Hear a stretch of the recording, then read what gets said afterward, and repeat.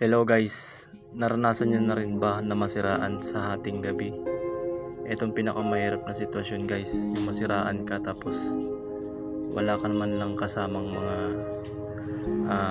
backup dito sa gitna ng kalsada. Ito talaga yung pinakamahirap na gabing-gabi na at masiraan ka. Mabuti na lang guys at meron akong baong tapang.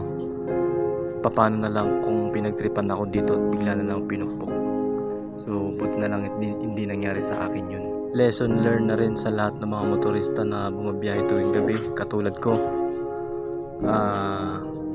Laging i-check yung inyong mga sprocket kagaya sa akin.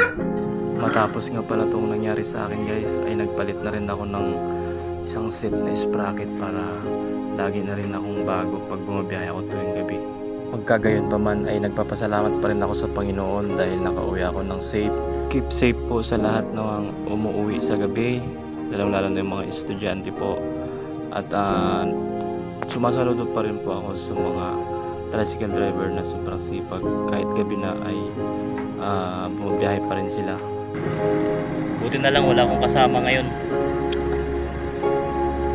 Nagkataon na kasama ko yung nako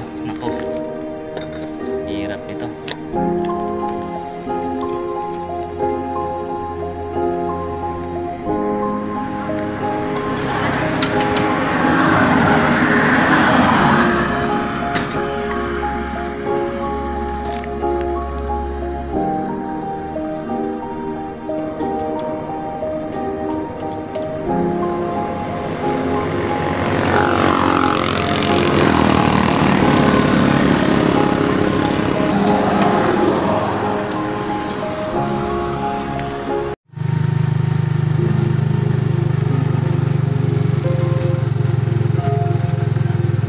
Ang masasabi ko lang sa lahat ng mga rider, keep safe po sa lahat, lalo na sa gabi, sa pagbabiyahe at maulan.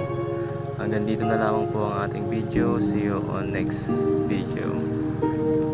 And God bless you all.